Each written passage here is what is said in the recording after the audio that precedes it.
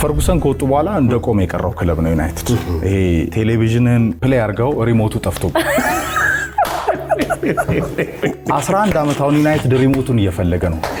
ይህ ኦልድ ትራፎርድ ነው፣ ቲያትር ኦፍ ድሪምስ፣ ህልሞች ሁላውን የሚሆኑበት ስኮትላንድ አይቆፍጣና ሰር አሌክስ ፈርጉሰን የማንቸስተር ዩናይትድ ኃያልነት መሰረት። እንደው ቢቀርብ እንዴት እንደምታስጠላ እባል ነበር።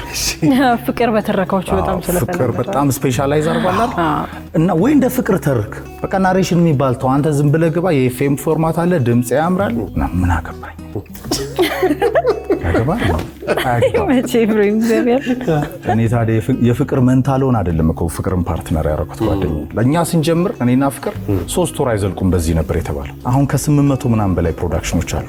እኔ የምማርበትን ደብተር እየሸጥኩ እኮ በኪሎ ሊብሮ ጋዜጣና ኢንተር ጋዜጣ ገዛ ነበር። ከዛ የነ ብራዘርን ላጨረስኩት 3 ወንድሞች መጽሐፍ ሸጥ ነበር። እኔ የኢትዮጵያ አፍሪካ ዋንጫው ጀማሪ ነች። አፍሪካ ዋንጫውን ያስፋፋች ለእግር ኳስ ያስተማረች ነች ለአፍሪካውያን።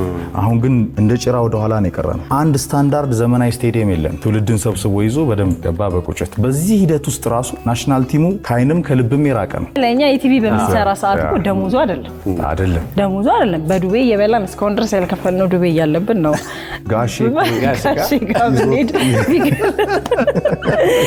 እስካሁን ዱቤ ያልከፈልነው ጋሼ ጋር ስትሄድ እኮ አንዴ እኔ ጋሼ እንዲገለጥ ገለጥ አድርጎ እያየ እንዳለ አሁንማ አየር እየሸጣችሁ እንዴት ትከብራላችሁ ይላል። ቀና ብሎ እያለ አንተ ደህና ነው የባልደረባ ይበልጣል።